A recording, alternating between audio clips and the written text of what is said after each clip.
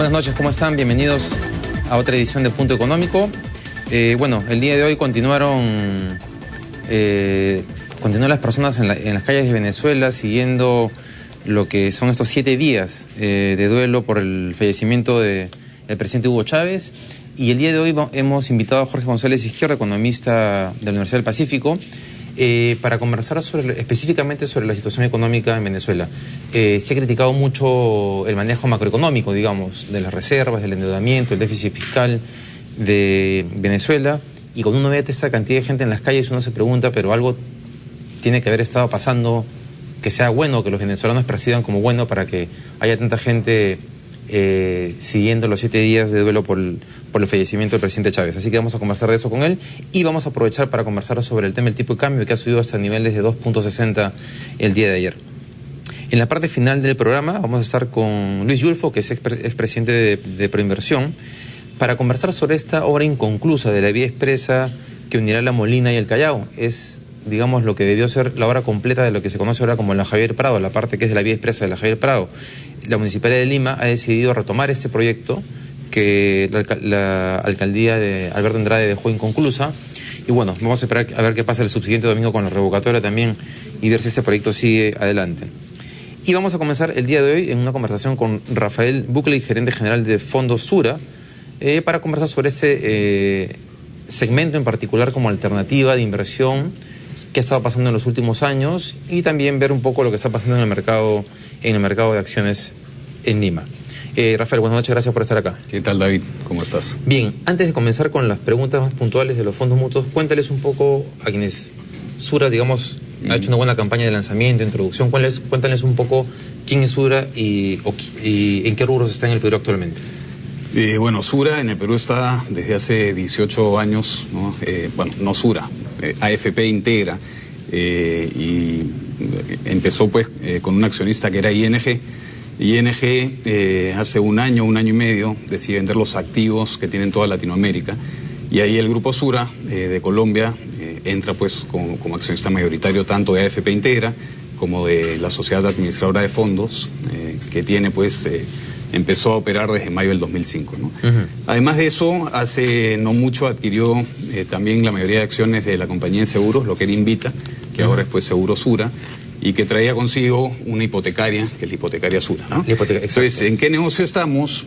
Si tú ves lo que es la gestión de un patrimonio, dentro del patrimonio está tu AFP, está tus inmuebles, tus inversiones líquidas y los seguros, ¿no? Entonces, estamos básicamente en la parte de gestión patrimonial, ¿no? Y ese es en general en lo que se mueve el grupo en los países en los que está. Exactamente. Ahí tenemos pues operaciones en Chile, Colombia, México, El Salvador y en todos estos países bajo esa misma franquicia de gestión de patrimonio. Uh-huh.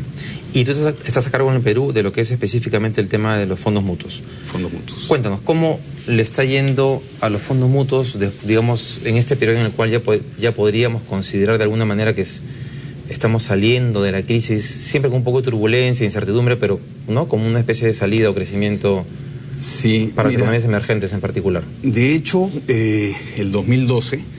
fue un año que se batieron todos los récords, ¿no? Terminamos el año manejando 18.000 millones de soles. Eso fue un crecimiento respecto a diciembre del 2011 de 32%, sí, un crecimiento en el manejo de activos. El 2012 respecto al 2011. Respecto al 2011. ¿Podemos poner el gráfico, por favor, que tenemos acá atrás bueno, es un crecimiento de 32% en términos de activos bajo administración y de 20% en términos de partícipes, ¿no? Que son los inversionistas que entran pues a invertir en fondos mutuos. Si sacas el promedio mensual, ¿ya?, de cómo fue creciendo la industria, eso te da alrededor de 360 millones de soles. ¿Ya? Quiere decir que en promedio, cada mes del año pasado, la industria crecía 360 millones. Uh-huh. Hemos arrancado el 2013 con un crecimiento promedio de 410 millones, más o menos, ¿no? Uh-huh. Entonces, si tú hablas de crisis de deuda en Europa, hablas de Estados Unidos que todavía no, digamos, tiene un crecimiento, pues, tiene crecimiento, pero un crecimiento muy, muy grande. Hay una situación en el mundo de incertidumbre, sin embargo, la industria de fondos mutuos, a ver, acá hay un mito que la gente asocia fondos mutuos con riesgo, ¿sí? Uh-huh. Y eso no necesariamente es así. El 90% de estos 18.000 millones que hay en fondos mutuos 18.835 al cierre de febrero. Ahí está justamente el gráfico con el cierre de febrero de este año, 2013. El 90% de esos 18.835 está invertido en fondos de renta fija, ¿no? Y dentro de lo que son fondos, para hablar con propiedad, ¿no? Son fondos de instrumentos de deuda. Y dentro de esa tipología tienes fondos de muy corto plazo, fondos de corto plazo, fondos de mediano y de largo plazo. O sea, son papeles súper seguros. Exacto. A ver, este 90% de toda la plata que se maneja en fondos mutuos, no hay ni un sol, ni puede haber ni un sol invertido en acciones, ¿sí?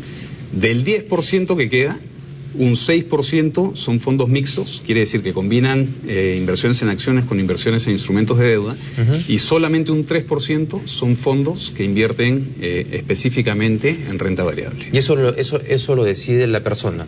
Eso lo decide la persona, claro. Tenemos pues a la Superintendencia de Mercado de Valores como regulador y supervisor de los fondos, y dentro de este proceso de regulación, básicamente nosotros pues tenemos para cada uno de los 9 fondos que manejamos un prospecto simplificado en donde se detalla, entre otras cosas, la política de inversión del fondo, ¿sí? Entonces no podemos salirnos de esa política de inversión.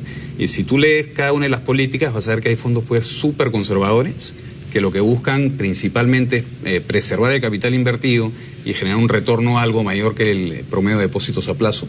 Y luego tienes los fondos de mediano plazo, que ya tienen un componente, algún sesgo hacia instrumentos más largos, ¿no? Tipo bonos emitidos por el gobierno, bonos corporativos o lo que fuera. El tema al final es que ese 90% no tiene ninguna exposición en acciones, ¿no? O en instrumentos de renta. Claro, que son los instrumentos con mayor riesgo y con mayor volatilidad. Exacto. Entonces, de estos 4.321 millones que creció la industria el año pasado, ¿ya? Y ya continúa durante enero y febrero, hemos acumulado 841 millones más de soles. El grueso de este crecimiento se ha dado en la parte de instrumentos de deuda. Quería preguntarte eso, porque cuando comienza la crisis del 2008, el 2009, los titulares de las páginas de economía, de los medios, decían: fondos de las FPs o de los fondos mutuos perdieron tanto dinero en tal periodo, y eran millones de soles, ¿no? ¿Ha habido una recomposición en la estructura de inversiones de los fondos mutuos? Si ves el gráfico y ves el periodo del 2008, vas a ver que la industria retrocede de casi 15.000 millones de soles a 8.000 y pico millones de soles, ¿sí? Ahí hay parte que es por rentabilidad, ¿no? De este porcentaje que hay invertido en acciones, la bolsa de valores solamente en octubre del 2008 cayó 38%, ¿sí? Pero la participación que tenía la industria dentro de esa tipología de fondos no era mucha, ¿no? ¿Qué es eso? Es sobre todo gente saliendo del instrumento, ¿no? Y ves la recuperación. Y sobre todo inversionistas, me imagino, con pequeños montos. O sea, los que menos habían invertido eran los que más rápido salían. Sí, ¿Puede ser? Yo te comentaba antes que un error común, ¿ya?, es ir persiguiendo retornos, ¿no? Entonces, si tú me dices: oye, voy a invertir en esto, en un fondo de bonos, por ejemplo, porque el año pasado rindieron 8.4, ¿sí?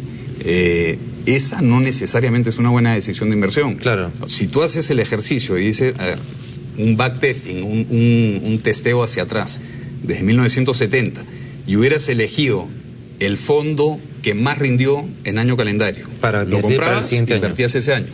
Al año siguiente volvías a buscar cuál rindió más y volvías a hacer eso, ¿no? Y haces otro escenario que es invertir en el que peor rindió, ¿sí?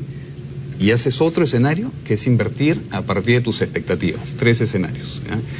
¿Qué cosa es invertir a partir de tus expectativas? Tú tienes un retorno objetivo y tienes una cierta aversión o no al riesgo. El portafolio que mejor resultados da es este último que te comento.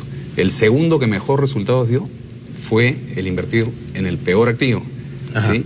Y el peor de los portafolios es ir persiguiendo esos retornos. Por eso es que es Warren Buffett el que siempre decía: cuando tú no estás vendiendo, es hora de comprar. Sí, claro. ¿Qué es lo que ha pasado? Bueno, en las últimas semanas en la Bolsa de Valores de Lima ha habido mucha venta, ¿no es cierto? Sí, ha habido algo de venta. Ahora, mira, en el año la bolsa está prácticamente flat, ¿no? Está rindiendo negativo, pero alrededor de 0.3, 0.4, ¿no? Y sin embargo, la bolsa de Estados Unidos... La bolsa de Estados Unidos está positivo, ¿no es cierto? Está alrededor de 8%, ¿no? Dependiendo del índice. Pero es raro que si al Perú le está yendo, digamos, es una economía emergente, la cual le va mejor que el resto de las economías del mundo, la Bolsa de Valores de Lima, que es un reflejo de la economía, esté en esta situación? Es algo que la gente no termina de entender. Sí, de hecho, mira, hay un lado racional y hay un lado irracional en el momento de tomar una decisión de inversión, ¿sí? Entonces, si tú ves dentro de qué ciclo económico estamos, ¿ya? Y dices, estamos pues creciendo fuerte, ¿ya? ¿Qué es lo que se viene? A ver, yo no estoy diciendo que esto va a pasar en el Perú. Lo que estoy diciendo es que dentro de la teoría económica, cuando tienes un crecimiento muy fuerte, la política monetaria podría comenzar a subir tasas de interés para hacer el crédito más caro y frenar un poquito el consumo, ¿no? Y así que no haya inflación. Es en ese momento de crecimiento en que los libros te dicen, ahí tienes que comprar las acciones. ¿Por qué? Porque las empresas van a vender más, van a generar más utilidades y van a tener un mayor valor, ¿no?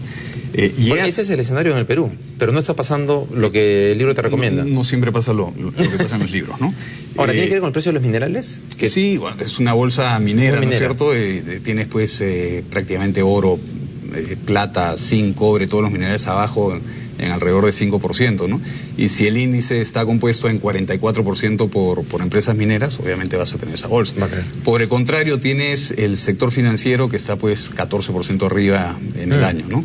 Que te digo que es de los sectores que mejor ha performado seguramente.